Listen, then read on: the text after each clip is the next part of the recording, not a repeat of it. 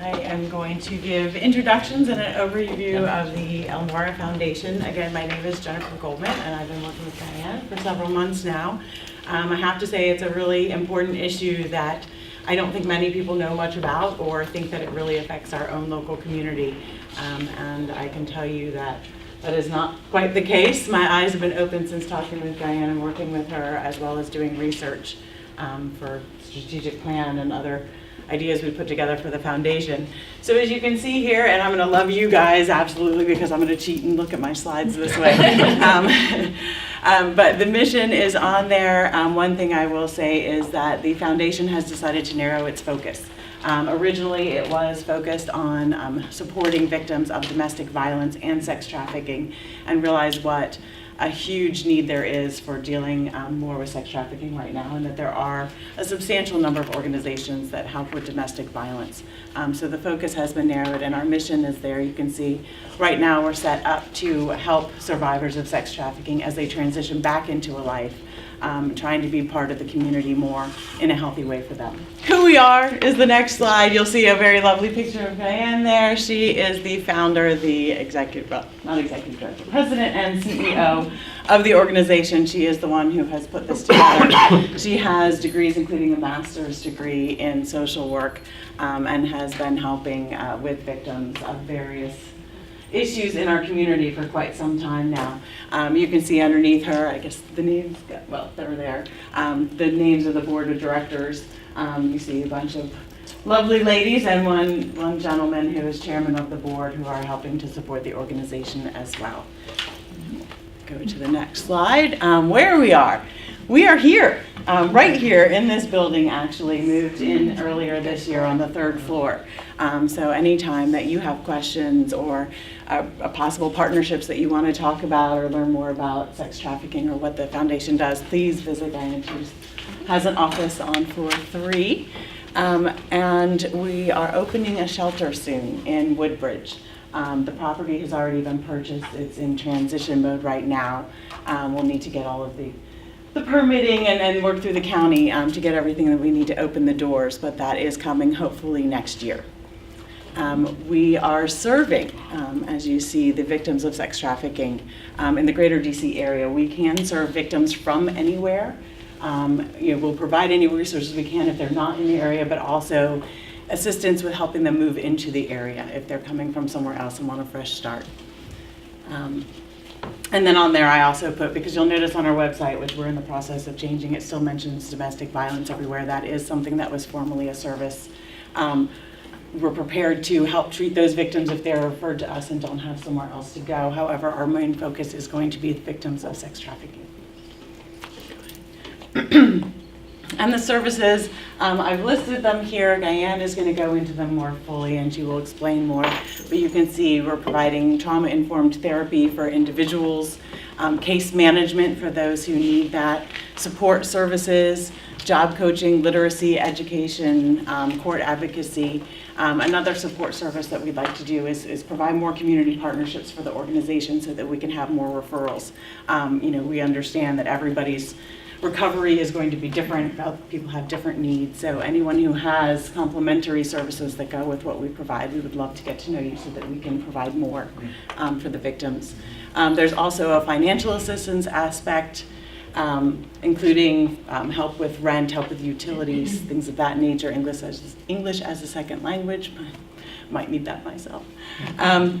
As well as outreach into the community is one of the most important aspects of any nonprofit, but for this as well, to help build awareness of the cause, to make sure that people know what it is, that it is here, what to look for, as well as to build those partnerships that I was talking about. I have a question. I don't mean to interrupt. Is the PowerPoint going to be available? I didn't make copies, but yeah. I can send it to you. I can email it in. Email and get it to you. Great, so we can pass it on and know a little more. Thank you. The next slide. And the future, which is what we're really looking forward to growing.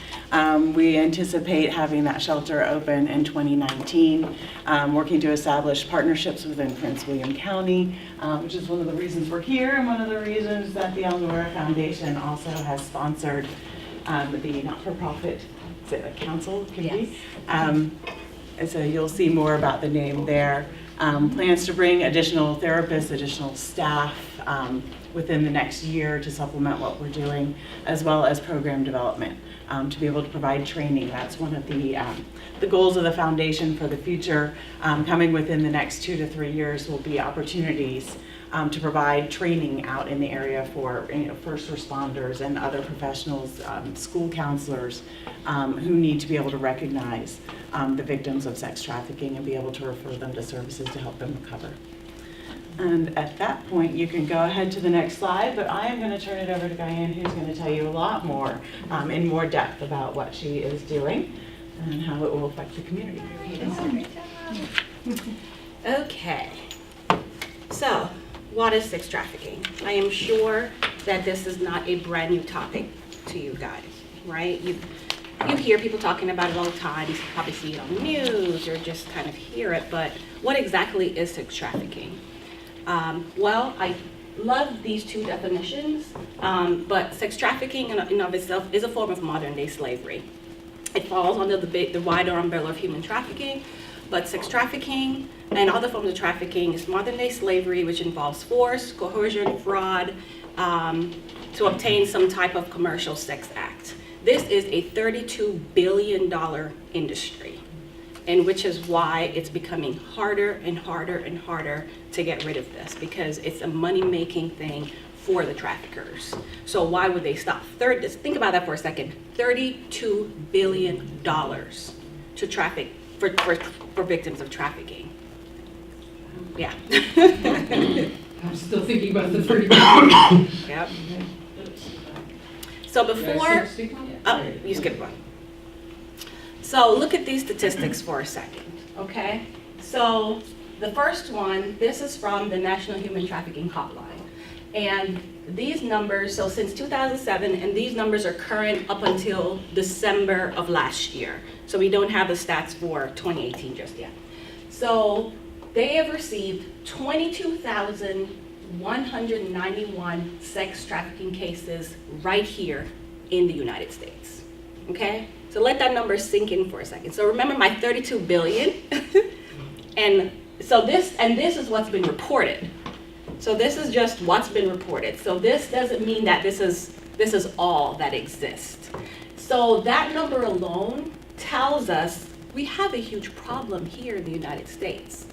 A lot of times when I'll talk to people about sex trafficking, they think foreign country, and they think not here. You know, they picture some third world country or some other countries in Europe, and they think that it doesn't really happen here because they can't see it. They don't know how to identify it. So they think that because they're not seeing it, it doesn't exist.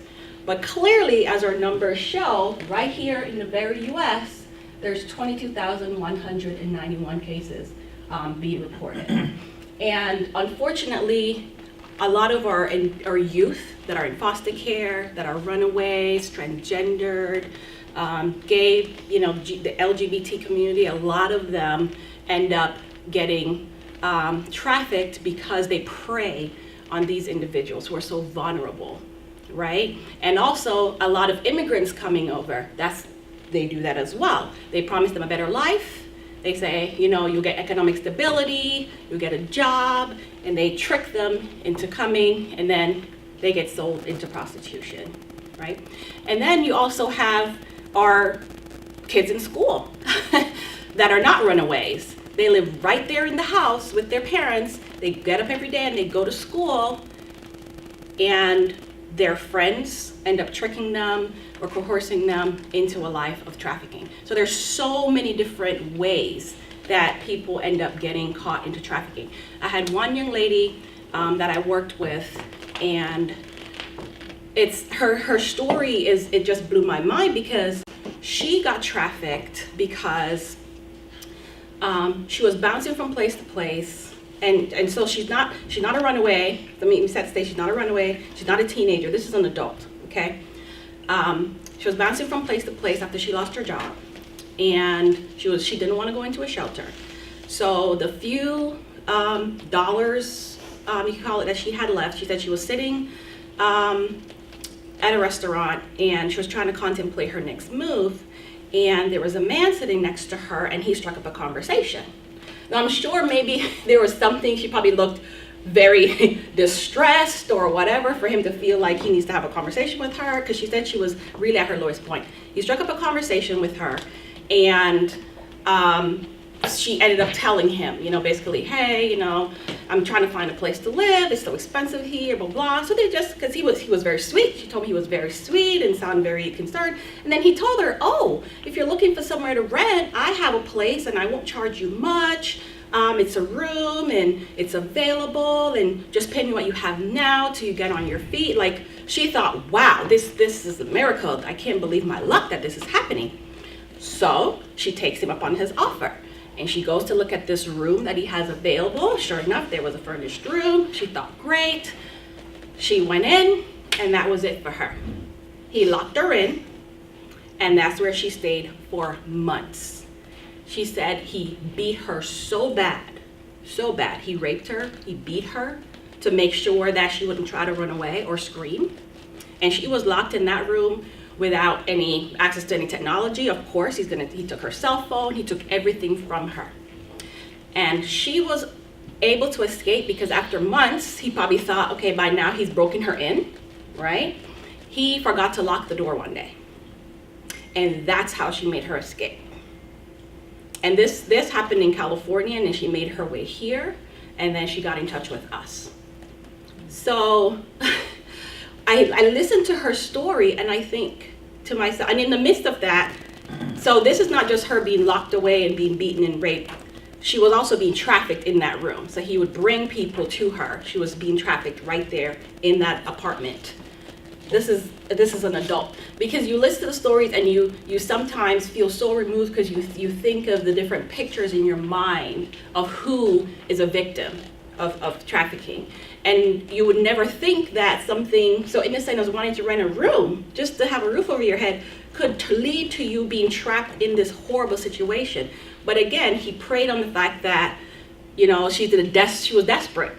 She was in a desperate situation, and he knew that based on the conversation with her, that of course she's going to take him up on the offer, and she's not going to even think twice and look at him as this could be sketchy, something could be wrong here. She was so happy to have a place to live. So, okay, so this video, I need to swap out the, so while we're getting ourselves set up for this video, I'm gonna tell you guys a story, another story. So, can you guys in the room remember what you were doing around 7 years old? Age 7? Memory might be a little foggy, but you probably have a gist of your childhood generally, right? What you're doing at that age, 7, 8, right?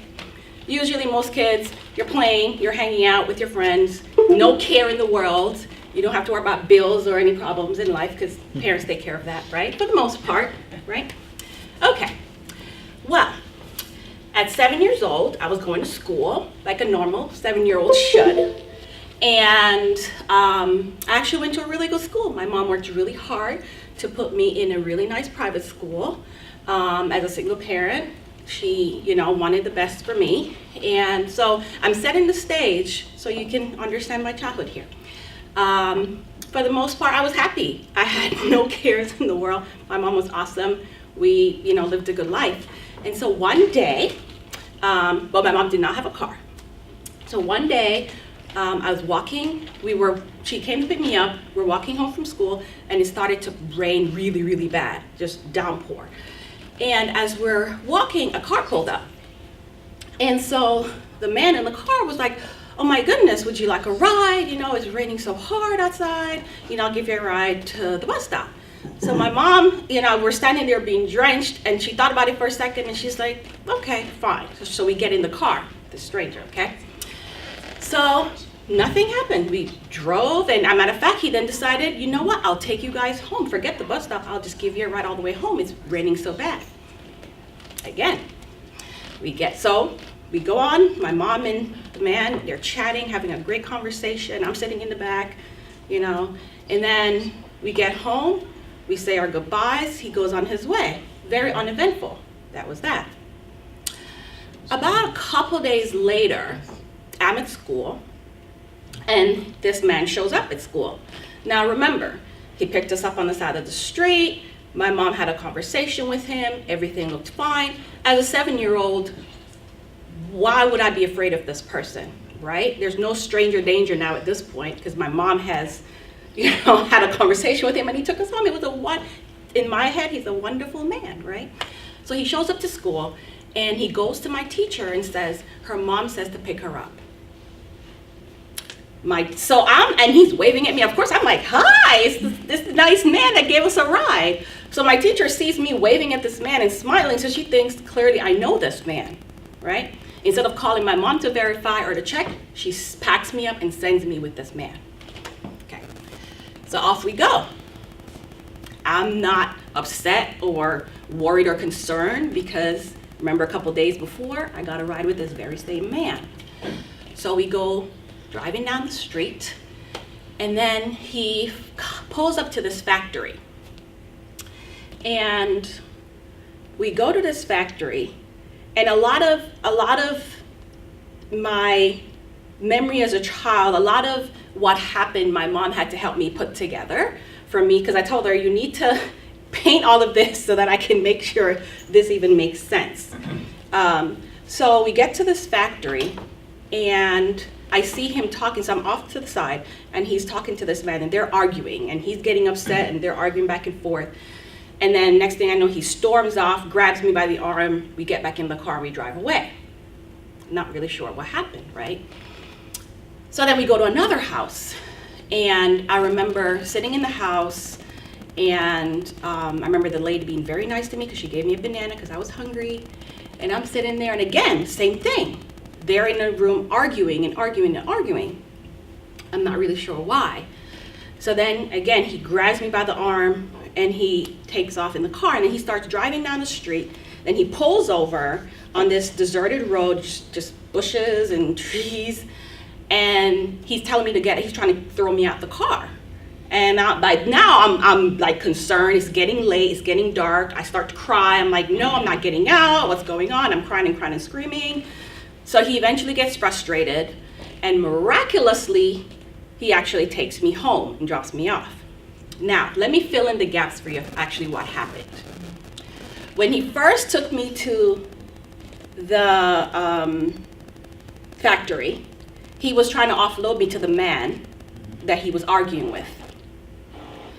The man decided he didn't want a child that day, so he refused me. That's why they were arguing. When he took me to the house with the lady, it was the same thing. He was trying to offload me to her, and she also decided she didn't want me that day. Thank you, Jesus. And so, of course, eventually he was arrested, and that's how we were able to figure out all these different things, because I couldn't understand at 7 like what was going on. I couldn't understand the conversation. My mom was at home losing her mind. And let me backtrack a second. This man, the day that he picked us up when it was raining, he had just got out of prison. He had stolen a car. So the car we were in was a stolen vehicle. He also, he had broken into someone's house and was living there, and the person didn't even know that he was even living there, like upstairs. So this was a very bad guy. This was a very dangerous man. And that was his intent, was to offload me, was to sell me to someone without a care in the world that, he's about to change my life and my mom's life forever. And so I tell that story because I look back and I said, wow, how different my life could have been had I don't even know if I would still be alive, first of all, but how different things would have been for me had that first man said, yes, I'll take her. That would have been it for me. Or if that woman had decided, who knows what plans they would have had for me.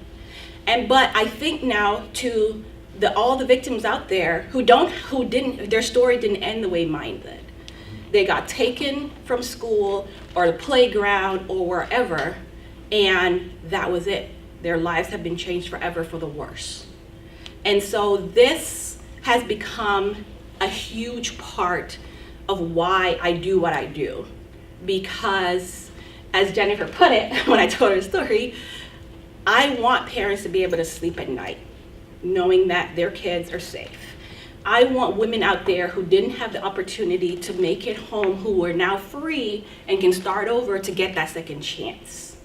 Because I can see it from both sides, what my life could have been like, and I am so grateful that the worst didn't happen. So I put a lot of energy, a lot of effort, a lot of time in advocacy and just working on trying to get the word out there and just helping these survivors just to try to get them back on their feet. Because once that happens, it's so hard. It's so hard to get them back into society, because mentally and emotionally, that is hard. The trauma is lifelong. Like, it lasts for the rest of their life. They're at this point, when they have come out of that life, they're just trying to maintain. They're just trying to survive and go day to day. And for a lot of them, it's really, really hard. Because can you imagine trying to trust people again and not being afraid that someone's going to kidnap you as you walk down the street to the grocery store, or even believing anything that people say? Like that poor lady who just tried to get an apartment and instead she gets abducted, you know? So that's why I do what I do. So I had to share that story with you guys. So. Yeah, we have what we Yes, think is that the one. video. Okay. Yes. Is that the right one? Now you Yes, have to that walk one. So as you watch this video, I want you to pay attention. This is what's come up, Oh, so you're gonna have to help me find what it is. I don't know why this is here, Oh, why is that coming up? so. Is the link also in the video, in the presentation? Or is that the only one? No, it wasn't, but it's on my computer. It's on my laptop. Why is it Well, we not can't do coming up? that, I don't know why. So, well, that's not gonna help. If you log on to the internet, you can probably just find the video. Yeah. My brother and I'm his trying wife to get out found of out this. Friday they're having another girl. So I got to giggle a little bit. My mom even thought it was I'll funny. try another, I can go another route, but Do you have any I don't like daughters? to do this route, but it works. Three. He's got So, the we'll try it daughter's again, one. because at first, I looked at it. So I want them to. Let's try it. Only takes a second. I was thinking how many daughters and nieces. Sisters. There you go, let's try that. This is what happens. Can't play. That's what I never get good So, service. maybe we can't do it. Who do you have? All right. It's Brian. We can try it.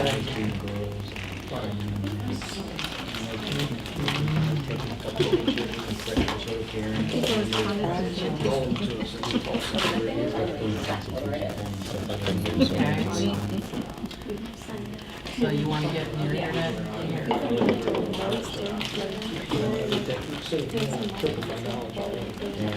Yeah, I know. Why didn't you bring your person? She was like, oh my God, I totally Okay. forgot I'm not prepared. I look You wanna like just do crazy. it? I'm like, okay. Blue camping? I don't have my glasses on. It's like, okay, girl. Get them stuck in a place where they can't. It's late. We might have to move on. Tomorrow? Yeah. Yeah. Right, to Kingston. Do you have what? Oh, here it is. Kingston. Yeah, I can do it.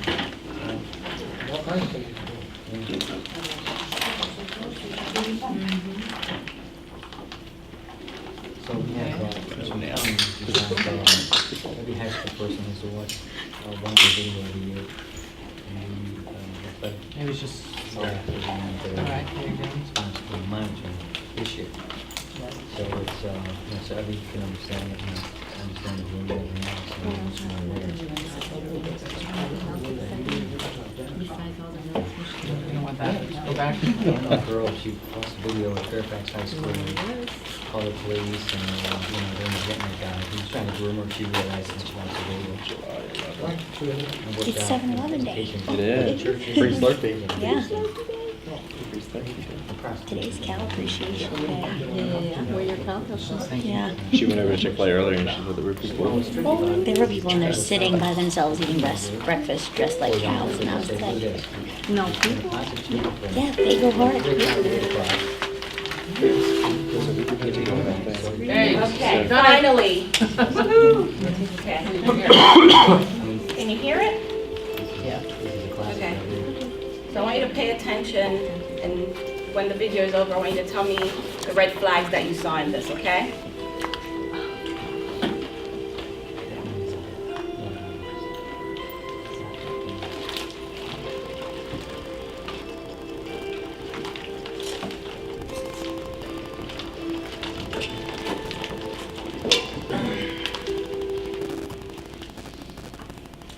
Soliciting for the purpose of prostitution, recruiting underage girls for the purpose of prostitution. Talk to me, Erica. What's going on here? I had no choice. Alex made me do it. I did what he said, or I got beat up. You think this is some kind of game? We need the money, bitch! I don't want to go. I don't want to go. I don't care what you want. It's what we need. Because if you don't, I'll mess you up just the way Dad messed up. You understand? And it happened. Just like that. They said we were going to a truck stop. By then, I knew what that meant. I was scared. But I didn't know what to do. I should have never texted him. That was the night I pulled my first trick. Gosh, you're so easy to talk to. So are you. It's like we've known each other for a long time. I can be myself around you. No games. I know. I feel the same way. No one understands me like you do. Same here. I'm not appreciated here. I appreciate you. You know what? Screw them. I know, right? I want to give you the world. I can't wait to meet you.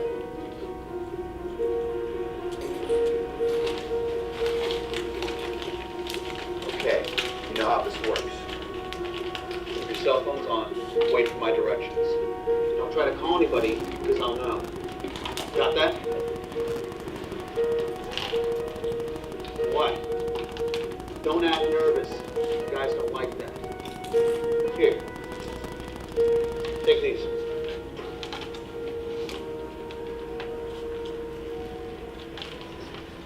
Focus. Let's go.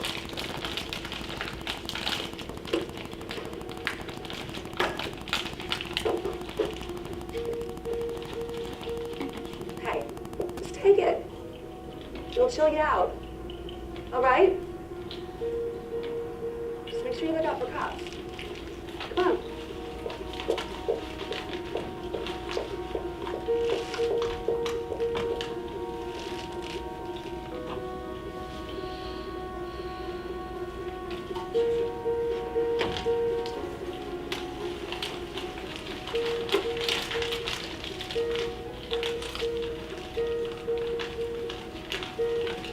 I love you. I want you to live with me. I don't know. Baby, don't you love me? Of course I do, but I don't have a job and it's so expensive to live around here. I'll go into my savings. I'll do whatever it takes. You're so worth it.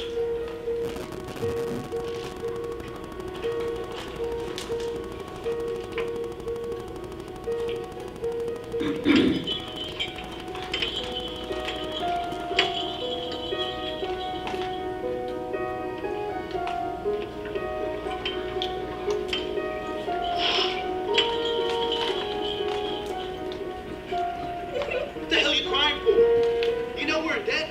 Do you know how much money you owe me, bitch? Where you gonna go, huh? Oh, you got it. You gotta step it up. I thought you loved me. I do, but you're a big girl now, okay? If you really love me, you're gonna do this thing.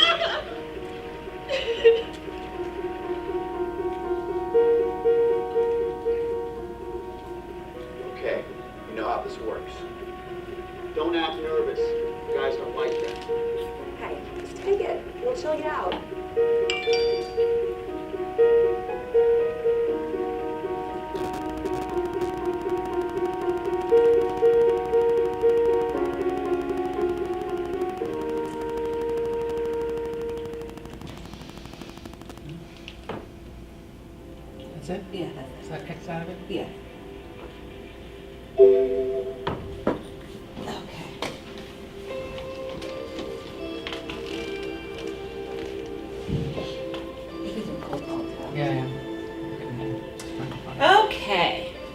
What did you guys think? It's tough to see. Yeah, it is tough to see. Yeah. All right. So, what did you notice in the beginning? How did she end up with this guy? She dated with the guy. Well, she thought he was her boyfriend, She was right? vulnerable. Yes. Yes. What else? Communicating with those teenagers who are online looking for someone to talk to. Yep. Yep. What else? She didn't feel appreciated. Exactly. And do you think he knew that? Right? That she was very vulnerable and she needed someone to love her. And you notice she kept saying, I thought you loved me. What? Of course I do, but you need to do this for me. Right? And of course he said all the things that she wanted to hear to get her to that place, right? I'll go into my savings, because she said, I don't have a job, it's so expensive to live around here. Oh, I'm gonna give you the world, baby. I'm gonna take care of you. I'm gonna go into my savings and I'll get money, don't worry about it. No one else appreciates you the way I do. So all the right things to reel her in. And then now she's in love with him, which he knows. And now he uses that to his advantage. If you love me, you'll do this. But did you also notice something else? While they were in the car, what did he do as she was freaking out? Drugs. Drugs. Yep, he gave them drugs. That's also another tactic that traffickers will use. So they will beat their victims, they will drug them, they will rape them, whatever it takes to get them to do whatever they need to do. So I wanted to show you guys that video just to open your eyes a little bit, because like I said, sometimes you don't know that it's there because you don't know what to even look for. You might have seen this person and you just thought it's none of your business. Her and her boyfriend are having a little argument and you don't really think about it. So as you go about your daily lives, I want to implore you, with this little knowledge that you now have, just pay close attention to things. Do you see someone who can't even use their own cell phone? They can't even access money. There's someone else who is controlling every single thing they do. Even going to the bathroom, they need to ask permission. Things that is not normal for you, right, in everyday life. So just pay attention to little things like that, because you could save someone's life. You see something, like they say in the commercial, you say something, right? I have a friend, he drives for Uber, and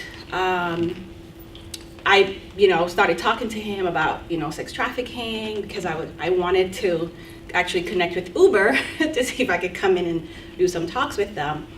And he told me a story that one day he was driving a girl. He picked her up and he noticed that she looked really nervous, and she also seemed very confused about where she was going, which is odd because if you call for an Uber, you know where you're going, you know exactly where you need to go, but she seemed really confused. So they get to the house and she's asking him if this is where she needs to go. So he sits there and he's like, well, that's the address that you tell me. And she sits there very hesitant and she's staring at the house, not getting out of the car. Then an older man comes out of the house. And then when that man comes out of the house, then she then opens the door and gets out. And he says to me, now in that moment, he didn't end up doing anything. But then after talking with me, he's like, wow, I really feel that there was something really wrong in that situation. It was clear she didn't want to get out of the car. She didn't even know where she was going. And it was clear she didn't even know the man that came out to get her. It was obvious in their interaction that they didn't even know each other. And he got her and took her into the house. But after us talking, now he makes sure that he's telling all his other friends, he's on the lookout for this. And I told him I'm gonna give him, little cards to give to his friends about, these are some of the warnings, these are some of the things that you guys need to look out for when you're driving people around, because they're using any mode of transportation to move these women around. And, if they can get under the radar, what easier way than to jump in an Uber or whatever it is and go about their business. Okay, so, What do you recommend, like, say if in that situation he had at that point in time said, this isn't right, I should probably do something about this. What would you recommend that he did? call the police. Call the police. Now, if nothing is wrong, then she can explain that, and the man who just picked her up can explain that. But call the police, because it's better if you call the police and have them come and it be nothing, than you don't call and then, now here's another victim that's just fallen prey. I know, and every time I talk about this with groups, I know that especially in the climate we're living in and all things you see on TV, people are afraid to get involved in other people's business. They don't want to be seen as they're being nosy or, getting involved in something they shouldn't. But I feel like, I'm my brother's keeper. And especially, let me back up for a second. One thing that I didn't tell you about my story, I actually left this part out, but it ties into what you just asked. One of the reasons I ended up safe and sound after the man dropped me off, he then decided, he actually changed his mind as he was walking down the hallway to my apartment. He realized my mom wasn't home and he decided, I'm just gonna take her. Luckily, the neighbor next door, my mom would leave me with her sometimes. She would babysit for my mom. She saw him and she'd never seen him before with me. So she came out like, can I help you? Basically like, what are you doing with her? And the neighbor was like, you know what? I'll keep her. I watch her when her mom's at work. I'll keep her. So she grabbed onto my arm and he grabbed onto the other arm. And they were doing a tug of war with me in the hallway. He wouldn't let go and she wouldn't let go. Now, thank God for this neighbor, because he was ready, because he kept saying, no, I'm taking her, it's fine, her mom knows you. And she said there was just something about him, his presence, that just felt very suspicious to her. And so she wouldn't let go of my arm. She's like, nope, she's staying with me. And then he eventually gave up because he realized the neighbor was relentless and she wouldn't let go of me. And he went. So, thank God for this neighbor who then decided to step in and say, something is a little fishy here. She knew my mom enough to know if my mom's away, she doesn't just leave me with some strange guy. She always goes to her. So why are you? And on top of that, she said she knew that like 30 minutes earlier, my mom just left the house to go pick me up from school. So how can my mom know that I'm with you, but she just left the house to go get me from school? She's like, something just didn't seem right to her. So going back to that, thank God she stepped in to say, no, this doesn't feel right. So if your gut, we have that little feeling inside for a reason, if something doesn't feel right to you, say something. It might turn out to be nothing, but at least you will sleep well at night, knowing that you said something. Well, I guess I was just wondering, with the example of the Uber driver. Yes. Calling the police, I no disrespect to the police intended, but I wonder, describing what you just experienced, would that be enough to actually get the police to respond? Would they respond to something like that? Sometimes, and of course it will probably depend on dispatch or whoever it is that you're speaking with to say, here is the scenario.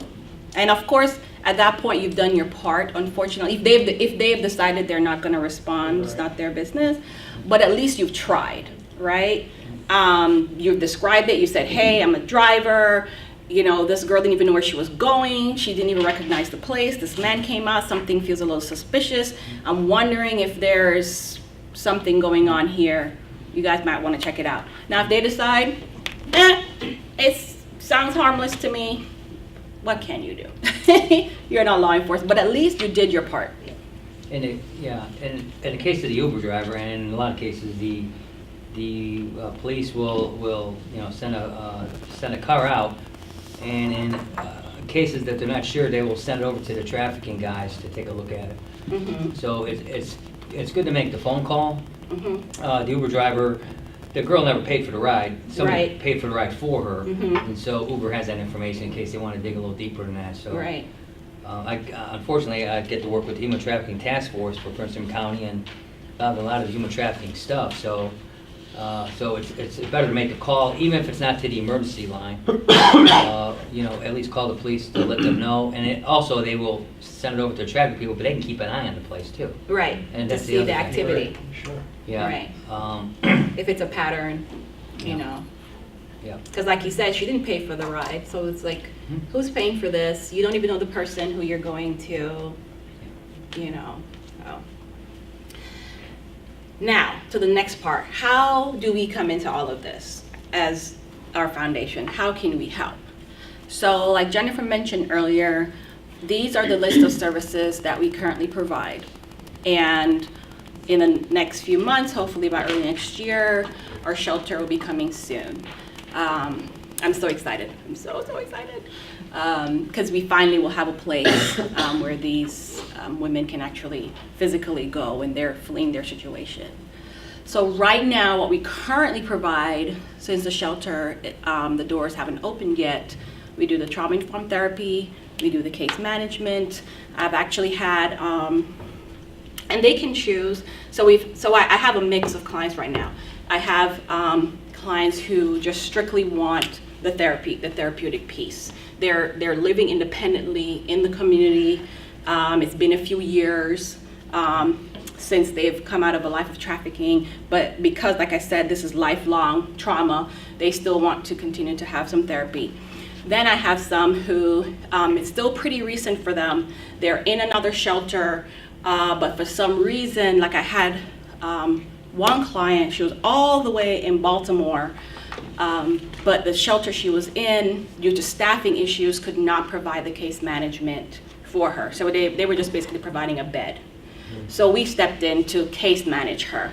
And what that looked like for her, because everything was so recent, he took everything from her. She had no ID, no passport, no nothing, no social security card. She was just this person existing. She had no way to prove her identity. So we literally were starting from scratch, trying to rebuild that for her. You know, we need to get you new social security card, IDs, all of that, because she wants a job. You can't get a job without any form of identification. So that's where the case management comes in. And just trying to help her to figure out how to transition. She was also working with law enforcement to try to prosecute the trafficker. So helping her navigate that and walk through that, because she was so terrified, she kept backing out of testifying because she was just so afraid. Because she had a daughter and he threatened to take the daughter and put the daughter in a life of trafficking, so she was afraid he was gonna get to the daughter. So they used all these different tactics to scare them. So that's where we come in. And with that said, in terms of working with law enforcement or the court system, we also provide court accompaniment. Because also, like in her case, she's so terrified of seeing this person in court. She doesn't want to go by herself, and that's where we would come in, right? And it could be as simple as literally walking in side by side and sitting next to her. Not really doing anything. You're not there to be her lawyer or anything, but literally just to be an advocate and to stand there to help to listen to what's going on, because sometimes even though they're there, it's not all going in and being processed.